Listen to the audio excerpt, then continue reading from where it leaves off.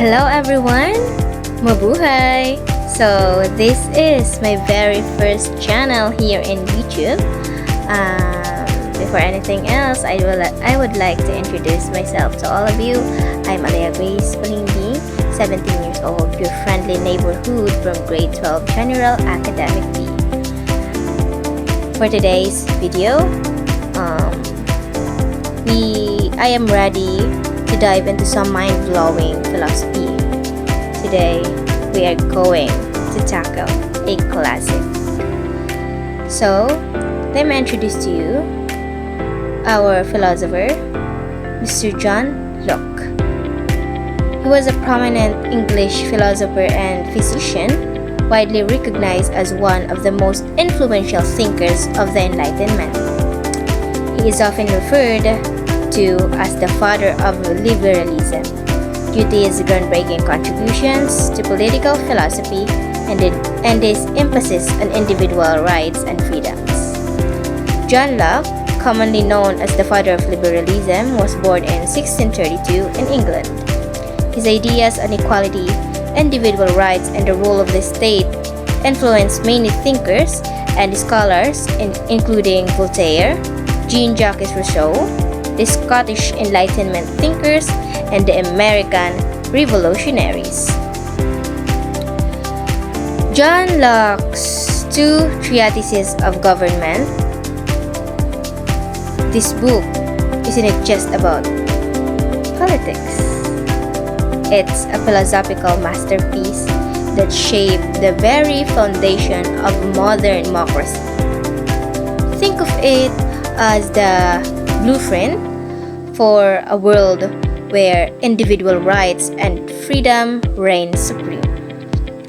Published anonymously in 1689, Locke's two treatises of government is a seminal work of political philosophy that profoundly influenced the development of liberalism and Western thought. The book comprises two treatises. The first refutes the theory of absolute monarchy, while the second outlines Locke's vision for a just and equitable society based on natural rights and consent of the governed. Locke's genius lies in his concept of the state of nature, a hypothetical world where humans exist without any government. He argues that even without a ruler, we are bound by natural law, a set of inherent rights that govern our actions. This is where the mind-blowing part comes in. Locke claimed that these natural rights are not granted by any king or authority, but are inherent to our very being. He identifies this fundamental right as the right to life, liberty, and property.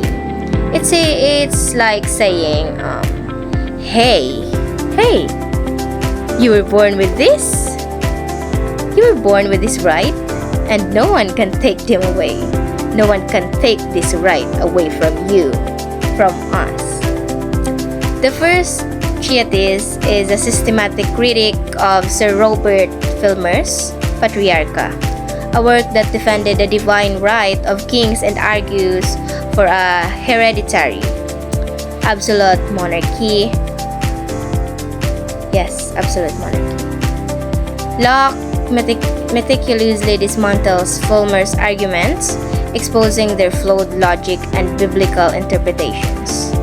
He contends that Fulmer's theory, based on the notion of Adam's absolute authority over his descendants, is both biblically inaccurate and logically unsound.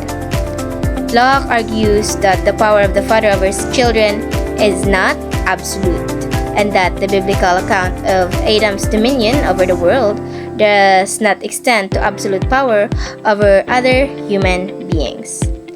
He further asserts that the world was originally held in common, and that even if we're not, God's grant to Adam did not include the right to enslave humanity. Now, Locke understands that the state of nature, while ideal in theory, can be chaotic. He argues that to protect these natural rights and ensure a peaceful society, humans enter into a social contract. This contract, in essence, is an agreement where individuals surrender some of their freedoms in exchange for the protection of the government. But here's the catch. This government is not a tyrannical force, but a servant of the people, bound to uphold their natural rights. If the government fails to do so, the people have the right to overthrow it. So this idea of a social contract is revolutionary.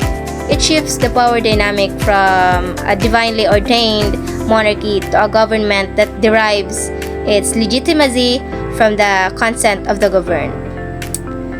So that is the first. While the second is Treatises lays out the specific duties of government, including the protection of property rights, the enforcement of laws, and the preservation of public order. So he also emphasizes the importance of a system of checks and balance to prevent the government from becoming too powerful. So Locke's two treatises of government is notable for its articulation of the right of revolution. He argues that if a government acts against the will of the people or infringes upon their natural rights, the people have the right to overthrow that government and establish a new one. This right is revolution. This right of revolution is a crucial safeguard against tyranny and ensures that government remains accountable to the people. And Locke's ideas were highly influential during the Enlightenment, and they continue to resonate today.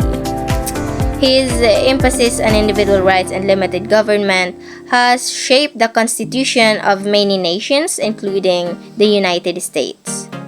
The Declaration of Independence, with its assertion of life, liberty, and the pursuit of happiness, is a direct reflection of Locke's philosophy.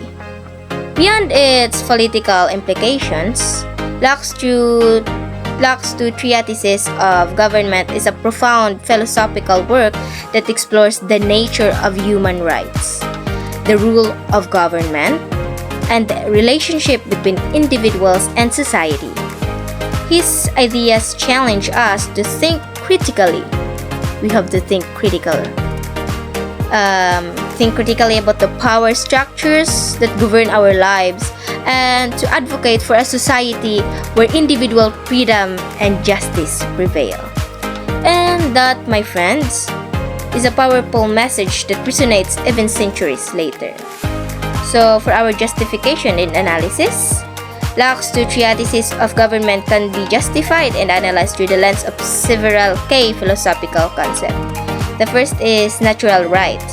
So, Locke's concept of natural rights inherent to all individuals forms the bedrock of his political philosophy. He argues that these rights are not granted by any authority, but are inherent to our existence as rational beings. This idea challenged the prevailing notion of divine right and paved the way for a more individualistic and rights-based approach to governance. The second one is the social contract. Locke's theory of the social contract is a crucial element in his justification for government. He argues that individuals voluntarily enter into a contract with the government, surrendering certain rights in exchange for protection in the maintenance of order. This contract, however, is not a blank check for the government. It is contingent on the government upholding the natural rights of the people. Next is the limited government. Locke's emphasis on limited government is a direct consequence of his belief in natural rights. He argues that the government's power is derived from the consent of the government and that it must be limited to protect individual liberties. This idea of limited government, with its emphasis on checks and balances, has profoundly shaped the development of democratic institutions. Then, the right of revolution. Locke's articulation of the right of revolution is a radical departure from traditional political thought. He argues that if a government fails to uphold its end of the social contract and infringe upon the natural rights of the people have the right to resist and overthrow that government. This right of revolution serves as a crucial safeguard against tyranny and ensures that governments remains accountable to the people. So, in conclusion, John Locke's two Treatises of Government is a landmark work of political philosophy that continues to be relevant and influential until today, guys. So, his ideas about natural rights, the social contract, limited government, and the right of revolution have shaped the development of modern democracies and continues to inspire movements for freedom and justices around the world. By challenging the prevailing political order and advocating for a society based on individual rights and consent, Locke's work remains a powerful testament to the enduring power of reason and the pursuit of a more just and equitable world. So, that is the end of our topic. Kung kagaya mo ako na bago pa lang dito sa YouTube at bago ka pa lang na nakapanood sa channel ko, please like, share, and follow my YouTube channel for more updates, more vlogs coming. So again, I am Alea Grace Balimbing, your friendly neighborhood from General Academic B. So that's all for today, guys. That's all for today. Goodbye and God bless. Bye!